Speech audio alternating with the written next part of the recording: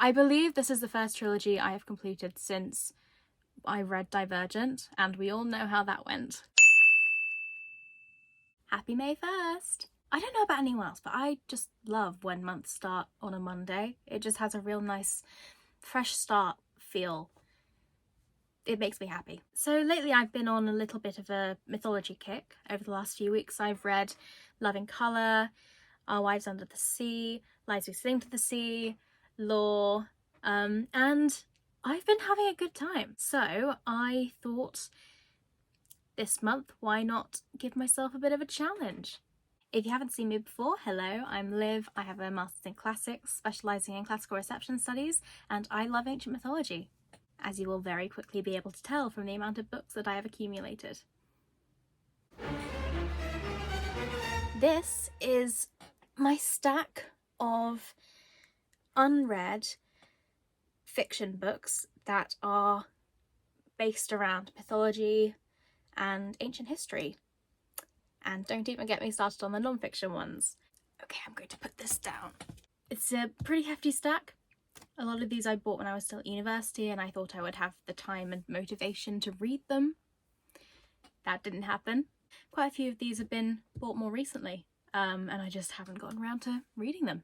So this May, I am going to be challenging myself to read as many mythology retellings as physically possible and getting as far as I can through this stack of books. I have no idea how many books I'm going to be able to get through because, as you can see, they're all pretty thick and I'm not a particularly fast reader. So this could be an epic fail. I'm hoping to get through at least 3, fingers crossed. So I have 31 days and yeah, a lot of books. We'll see how it goes. So last night I finished reading Homefire by Kamala Shamsi, and this is a modern day retelling of Sophocles' Antigone, and all the characters are British Muslims, although some of them have stronger relationships with Islam than others. You've got, on one side of the story, you've got these 3 siblings who were orphans, and their father was a jihadi soldier who was killed on his way to Guantanamo. And then on the other side of the story, you have the Home Secretary and his son. So overall, very different setting, pretty different characters. You might be wondering what resemblance this bears to Sophocles' Antigone at all, and the answer is the plot is exactly the same. The themes of family and duty and rebellion and law are exactly the same, just that the setting has been brought into the modern day and it's now about issues that are relevant to today's audiences rather than the concerns that ancient Athenians had at the time that the play was first written. I think this is a fantastic example of what you can do with a mythological retelling. A lot of the retellings that I have read have placed the myth in exactly the same context as it was originally intended, just changed some things around with the plot or told it from a different perspective. But what Kamala Shamsi has done is actually show that the play itself and the issues that Sophocles' Antigone brings up are so timeless. And isn't that the purpose of retelling these stories anyway, to make them timeless? Anyway, I really enjoyed the book. It was great. Would definitely recommend. Also, I've been listening to Helen of Sparta by Amalia Carosella as an audiobook, and I haven't got that far into it, so I'm going to reserve judgment so far, maybe wait until I get a little bit further through it. But yeah, so far it's okay. I think next, in terms of physical books, I'm going to read Stone Blind by Natalie Haynes, and I'm so excited for this one. Natalie Haynes has never failed me. I have loved everything that she has written. The Children of Jocasta, I think, was actually my first mythological retelling that I ever read, and I fell in love with it, so I'm really looking forward to it. So I have just finished reading Stone Blind by Natalie Haynes, and let me tell you, everything this woman touches is pure solid gold. If Natalie Haynes has 1,000 fans, I am one of them. If she has 1 fan, it's me. If she has 0 fans, it's because I'm dead. She has such a good understanding of classical mythology, and specifically the women in classical mythology. She understands their characters so well, and she really explores that frustration and that powerlessness and the female rage in this. If you like female rage, this is the book for you. So this book, as it says, is about the story of Medusa, but it's a lot more than that. There are so many myths, both well-known and obscure, that are woven into this retelling, and it perfectly situates the myth of Medusa within the broader context of ancient mythology. It's written in a similar style to A Thousand Ships, which is Natalie Haynes' previous book, in that it takes a lot of different perspectives of different women within classical mythology and writes certain sections of the book from their perspective. And in that way, it can explore a much broader scope of the myth. I absolutely loved this narration style in A Thousand Ships, and I thought it was perfect for the themes that the book covered. I'm not sure if that narration style hits quite the same in this book as it did in that one, but I still really enjoyed it, and her discussion of Medusa, both as a victim and as a weapon, which is essentially what she becomes, is very good. I also had some secondhand books that I ordered arrive today. I got Gods Behaving Badly by Marie Phillips, which has been on my radar for a while. It's kind of Greek gods in the modern day, just kind of screwing around vibes.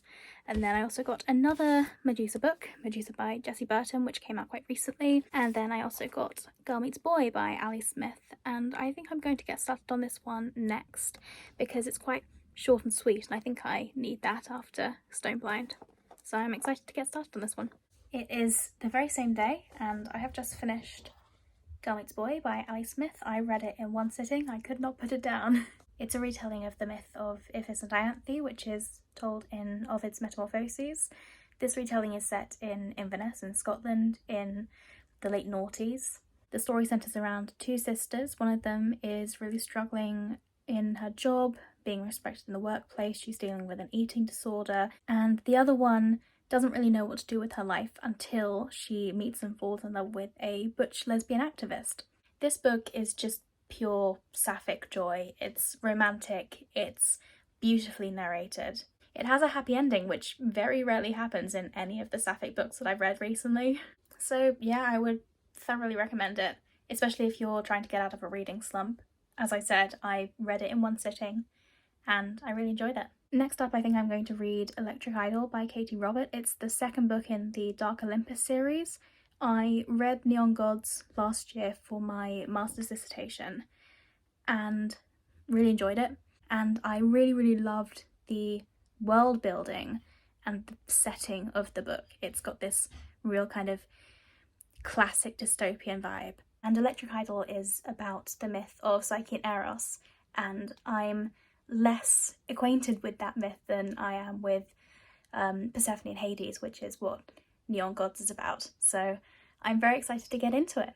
So I have just finished reading Electric Idol by Katie Robert. Now, did I like this book more than Neon Gods? Well, considering the fact that it took me a good 7 or 8 months to read Neon Gods, and it only took me 3 or 4 days to get through this, I'm gonna say yeah. I love the world building in this series, and this book expands on it really well. It does a deep dive into the dirty politics of Olympus.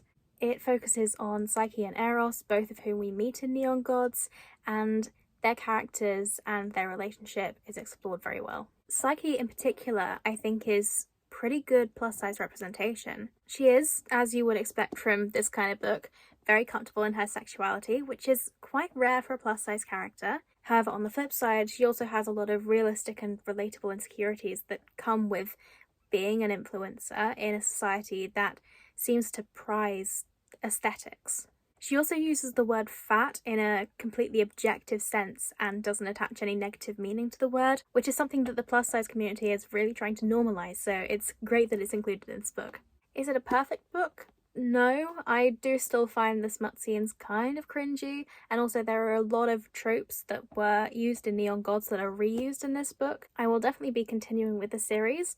Will I be finishing it? I don't know. There are a lot of books in this series, and some of them are still unreleased, and the last time I actually finished a series I think was around 2016, so wish me luck on that. My next read is going to be Atalanta by Jennifer Saint, and I pre-ordered this book and I received it a while ago, and I haven't got around to reading it yet.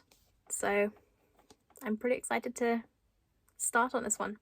It's been a little bit of a slow week reading-wise, but yesterday I did finish 2 books. First, I finished Atalanta by Jennifer Saint. I did enjoy this book. I think I enjoyed it slightly more than I enjoyed Electra.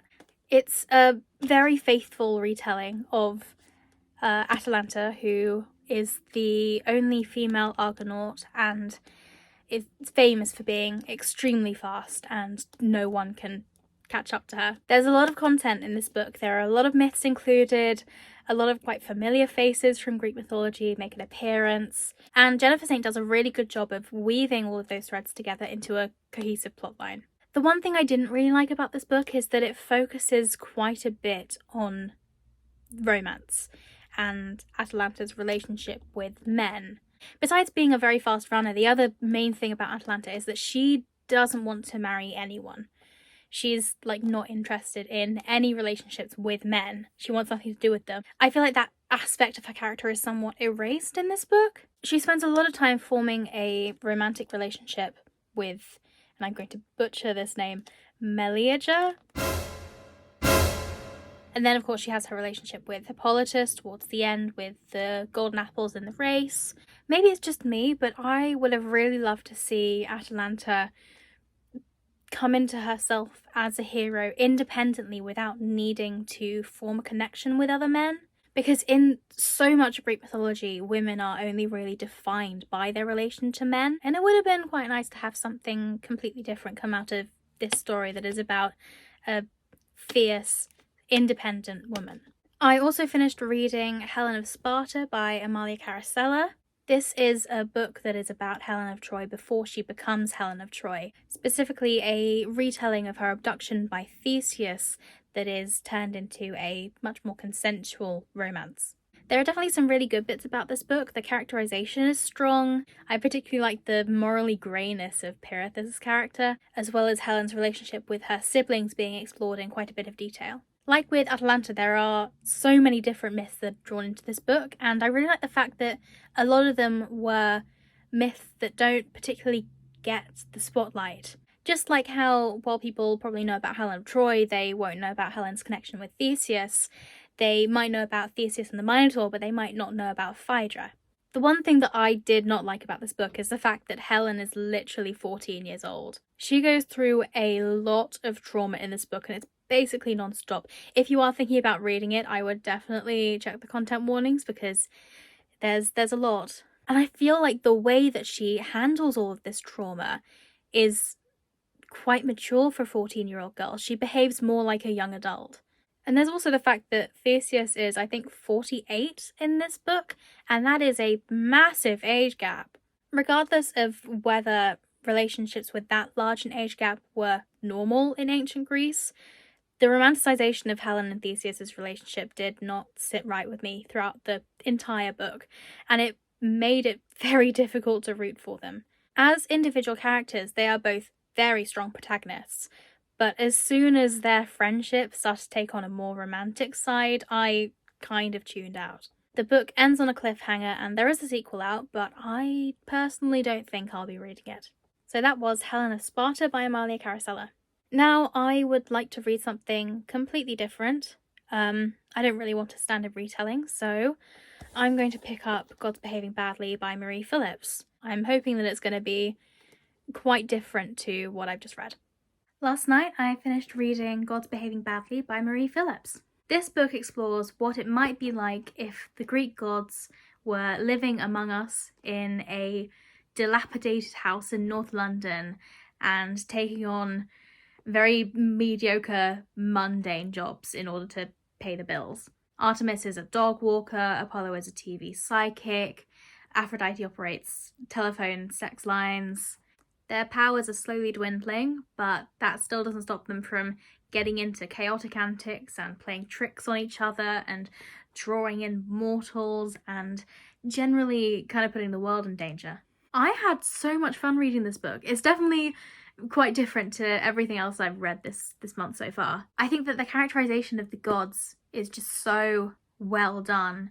They're not particularly likable. they're not particularly redeemable. Some of them are genuinely awful people, but that is literally the point. These are people who have never had to experience any consequences for their actions, ever. And so naturally, they're going to be pretty unlikable.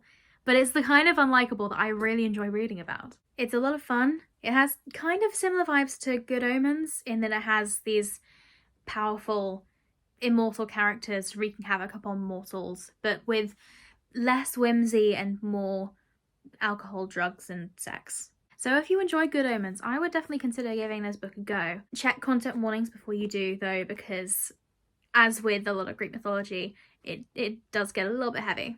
But it was a nice little palate cleanser from the more serious retellings that I have been reading this month.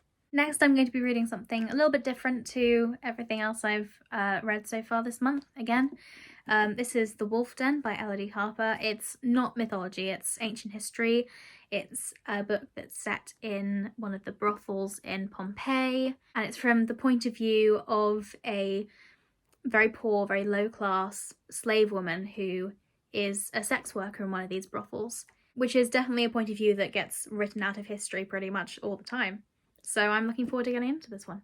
Hello, much to discuss. I have finished reading The Wolf Den by Elodie Harper. This is historical fiction. It takes place in Pompeii. It follows the perspective of Amara, who is a Greek slave working in Pompeii's Lupanar, which is the Wolf Den, one of the most infamous brothels in Pompeii. And the book takes place over the course of a year, or I think 10 months. And in that time, Amara goes from being one of the newest and lowest ranking slave women in the brothel to having a lot of favour from a few high-ranking and rich men. I wasn't sure initially going into this book if I would enjoy it. I don't tend to go for historical fiction that isn't like related to mythology, because mythology has like no set timeline, not really a set story. You can change bits and pieces. You can't really change historical fact. And it's also the first book in a trilogy, and I'm not very good at finishing the series, so I tend to just read standalones.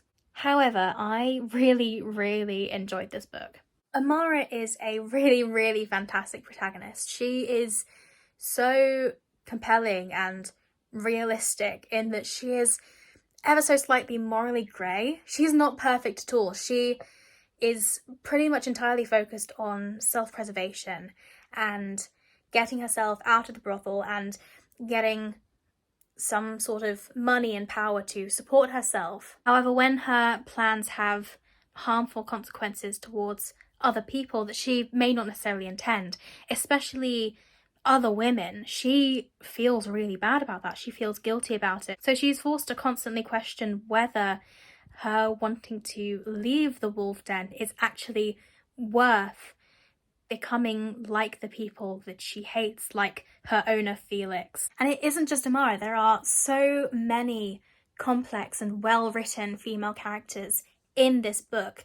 There are a lot of other slave women who all have different motivations, different ways of dealing with their trauma, and the relationships between all of them are very well written as well. They're all different. There are some women who feel a sense of solidarity and friendship with other women just because they are women in what is very much a man's world. But then there are also other characters who feel like they are under threat from other women because they, like Amara, are ambitious and they want power and security and fame. I honestly think that this book has some of the best female characters and female relationships out of all of the books I've read in a pretty long time. Overall, I am very, very excited to read the sequel. I have also read Eros and Psyche, a retelling by Sophia Bliss. It was very short, like only 100 pages, and it basically was what it said on the box. It was a retelling of the myth of Eros and Psyche. And yeah, it was very sweet. The romance was very cute and really nicely written, and I liked some of the changes that Sophia Bliss made to the original story. She didn't villainize Psyche's sisters, and they had a really sweet, close relationship that I loved. And I liked Demeter's presence in the story and her being kind of a caring mother and making allusions between Psyche and Persephone. You could somewhat tell that this book hadn't been like professionally edited. There are a few grammatical errors and typos and spelling errors littered throughout the text, but that didn't really negatively affect my reading experience much at all. So overall, that was really lovely and really sweet and a nice quick read for me. Speaking of quick reads, I am going to read Medusa next by Jessie Burton, another Medusa retelling, so we'll see if I enjoy this one as much as I enjoyed Stone Blind, or even maybe more. So it's later the same day and I've just finished reading Medusa by Jessie Burton. This is quite a short little retelling. It's told primarily through conversations that Medusa and Perseus have from either side of a boulder, so Perseus can't look at Medusa. So it's kind of non-chronological. That way you get little snippets of Medusa's story from before her transformation, her interactions with Poseidon, and her life in a little village where she was quite well known for her beauty, but not in a good way, in a way that her looks became her entire identity. And you know, that continues on throughout her entire life, but instead of being known as beautiful, she's being known as hideous and monstrous. It touches on issues of victim blaming, like Medusa is very much blamed by others for Poseidon's affections for her, even though she was literally 14 years old at the time and she had no way of protecting herself from him. She struggles throughout with reconciling her kind of dual identity as both a victim and a powerful woman. And by the end she does come to embrace both sides of herself, and I thought it was a very well written twist on the original myth. So that was Medusa by Jessie Burton.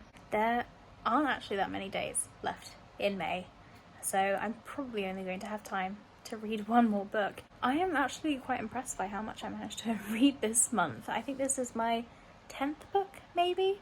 So yeah, I am pretty impressed with myself. I think my last book is going to be For the Immortal by Emily Hauser, which I have left on my TBR for years now. Like, I literally pre-ordered the book before it even came out, and it has been sitting on my shelf ever since. I read For the Most Beautiful years ago. It was one of the first retellings that I ever read, and I read For the Winner a couple of months ago. Really enjoyed that. So I'm looking forward to reading the final installment in the trilogy. So last night I finished reading For the Immortal by Emily Hauser. This is the third and final book in the Golden Apples trilogy, which is a trilogy of mythical retellings that all centre around the motif of the golden apples. This one is a retelling of Hercules' labour to retrieve the war belt of Hippolyta and also the golden apples of the Hesperides. But it is so much more than that. It also includes Theseus and his abduction of an Amazon queen and the subsequent battle between the Athenians and the Amazons, and it also has the Amazons going to fight at Troy. And to be honest, it is not a book about Heracles at all. It's a book about Hippolyta and also Admete, who is the daughter of the king that Heracles is staying with in order to complete his labours. I have loved reading the Golden Apples trilogy. I read For the Most Beautiful, which is the first book in the trilogy, about 5 years ago, and I didn't read For the Winner, which is the second book, until a couple of months ago, and now I've read this, and I believe this is the first trilogy I have completed since I read Divergent, and we all know how that went. And unlike the final book of the Divergent trilogy, this book provides such a wonderful, fitting end to these myths. It does a really good job of explaining the importance of retelling stories, and through that it reveals the importance of this recurring motif of the golden apples. You get some callbacks to some of the characters from For the Most Beautiful, which gives the trilogy as a whole a kind of cyclical nature. I do kind of wish that more time was spent at Troy, because that section was quite short and felt a little bit rushed compared to the section spent in Scythia and in Greece. It's kind of the final act of the story with a lot of significant plot points and twists happening, and I just wish that Without completely repeating what happens in For the Most Beautiful, a little bit more time could have been spent in Troy. I felt exactly the same when I read The Daughters of Sparta by Claire Hayward. Like, it is over before you know it, and I just felt like there was some kind of potential wasted by not utilising the setting of the Trojan War to its fullest extent. That is quite a nitpicky criticism, because overall I did really, really love this book, and the trilogy as a whole is so incredibly underrated. I don't see anyone else talking about it. So if you love Greek myth retellings and you've read Madeline Miller and Jennifer Saint and Natalie Haynes, then definitely check out Emily Hauser. But I'm afraid that does conclude my month of reading mythological and ancient historical books. I read a total of 11 books this month. Here is 9 of them, and 2 of them were electronic copies that I read on my phone. I think at the start of this month I said I would probably get through reading 3 of them, so I surpassed my expectations for my reading speed and motivation by far. My favourite book this month was by far The Wolf Den by Elodie Harper. I thought this was such a gripping story, and it gave voice to some very underrepresented voices in ancient history. Followed very closely by Home Fire by Kamala Shamsi and Girl Meets Boy by Ali Smith. Both of these books made me feel a lot of feelings. This one in a good way, this one in a rather sad, despairing way. Both these books and The Wolf Den I would highly recommend. Actually, I would recommend most of the books that I read, to be honest, if you are into Greek mythology. My least favourite book was probably Helen of Sparta, just because I really couldn't get into the romance, and that made it quite difficult to get through the whole book. But overall, I really enjoyed this month. I got to read some books that I've had on my TBR for years and just never got to them. And I also got to read some recent releases, which I was very excited for. That said, I don't think I'll be touching another mythological book for a little while. A few weeks at least. Thank you so much for coming along on this journey with me. If you have any recommendations for mythological retellings or ancient historical fiction, please leave them down in the comments. I would love to hear about your favourite books. Thanks so much again for watching, and I hope to see you again in the next video.